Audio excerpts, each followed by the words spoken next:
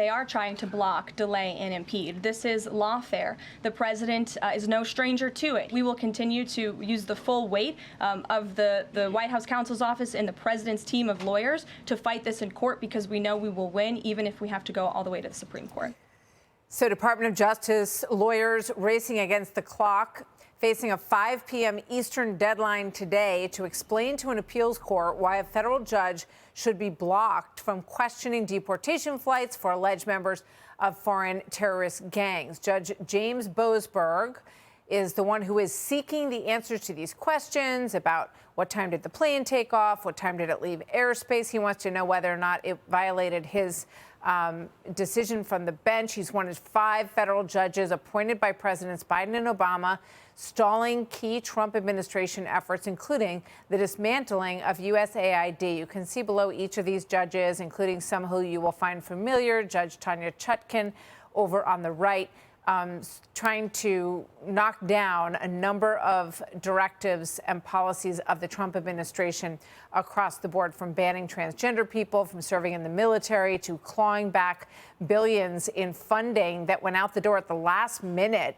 for the FDA for climate change and went to a bunch of banks. And Lee Zeldin, the new EPA administrator, is trying to get that money back. All right, let's bring in Mark Levin, host of the Mark Levin Show and Life, Liberty, and Levin. Mark, always good to have you with us. Thank you for joining us. So this, I want to put up here the Landmark Legal Foundation, which you were arguing on behalf of and you're part of, versus EPA decision back in 2003, which essentially says that this kind of directive, injunction from a judge, must be recorded in writing, not just a verbal decision by the judge. Explain how this impacts what's going on with Boasberg and these flights to El Salvador. Let me try and help this renowned radical left-wing judge. This is called Judging 101. If you want people to do something, they need to understand what you want them to do. Martha, there's a lot of people in between that courtroom and that flight. President of the United States isn't in the courtroom. The Attorney General is not in the courtroom. The Secretary of DHS isn't in the courtroom. Literally hundreds and hundreds of people are affected by this judge's order. He knows this. He's a judge in the District of Columbia, where the bureaucracy thrives. So when you're a judge, Judge 101, you don't just sit at the bench and say, you know, you ought to stop doing this and stop doing that. It doesn't necessarily get to everybody, certainly not in a timely way. He figured it out. It was a little late. It's only been the custom, practice, and tradition in that courtroom for at least 23 years when I litigated this case, which is put your damn order in writing, Judge, so the people you're bullying around and ordering around know exactly what you're doing. It's called giving them notice. That's what it's called. So let me help the appellate judges, some of whom were equally renowned for being left-wing, which is this. This is separation of powers. The fact that petitioners are radical leftists, Democrats, attorneys general in blue states, union bosses, and worse, who are bringing these cases in these cities where they know these judges from Biden, Obama, and Clinton exist. This whole thing is becoming a sham. The American people are losing faith in the judiciary. We can't have a judicial oligarchy of unelected judges at the trial court level who aren't even in the Constitution telling the president what to do on human resources, on the border, on deporting criminal illegal aliens. I mean, wait until we get to non-criminal illegal aliens. Can't tell him he can't look at payroll, he can't look at data. What is it that the president can do? Martha, these are ministerial tasks. These are normal tasks for a president of the United States. Notice it only goes one way. Biden violates immigration laws. The border's wide open.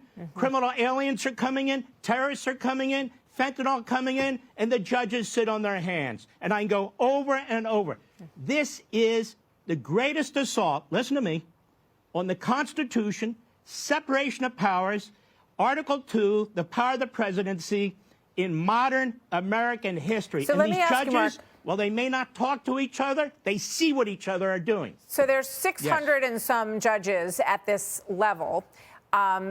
you know, in terms of the Supreme Court, if it's as egregious as you say, what would you expect to hear from them? We know yesterday Justice Roberts weighed in really on behalf of the judge's right to say this, and the process is going to play out. There's a hearing on March 21st. What do you think the Supreme Court should do, if anything?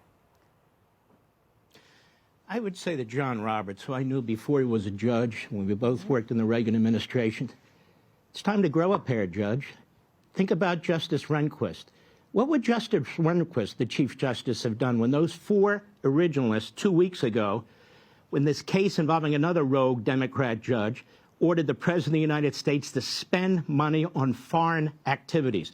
What would Rehnquist have done? Would he have joined the 4, or would he have joined the radical 3? This is an issue of separation of powers, and if it's not resolved, you basically, in the form of your question, have answered it.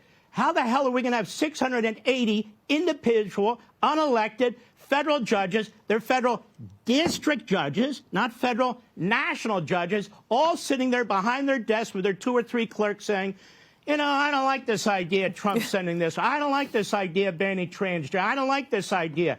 This is exactly what Locke and Montesquieu and Jefferson and Madison warned. When you have a combination of branches rather than separation of branches, and Scalia did too, you have a tyranny. And I don't care about what John Roberts pronounces from the bench. Do your job, Chief Justice of the United States. Don't get into the political fight. Fix it. Because if you don't fix it, we're going to lose our constitutional construct, or Congress is going to have to figure out some way to fix it. One other thing.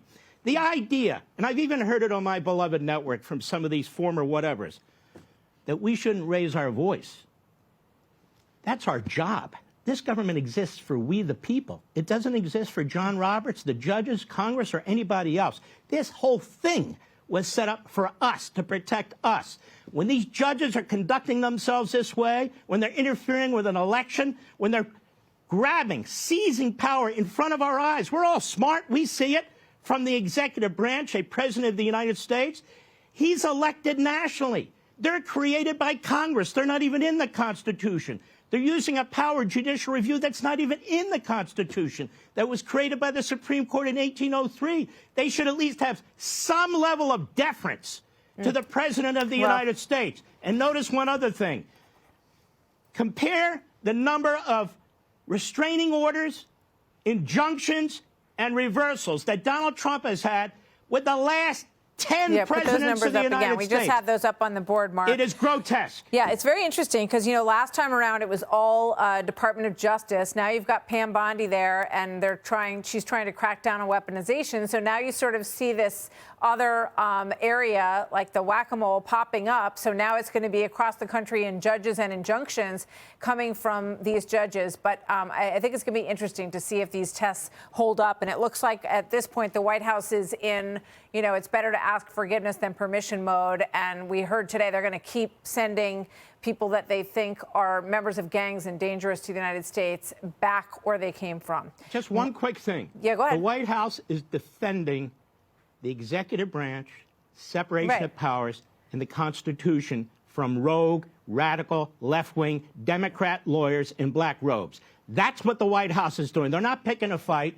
They're responding to those who are trying to seize their power. That's what they're doing. Yep, and there's action every single day. So there's a lot more coming at them than we've seen in the past because he's working hard to get a lot done very quickly. It's going to be very interesting to watch this play out. Mark Levin, always good to see you, Mark. Thank you very much. God bless you.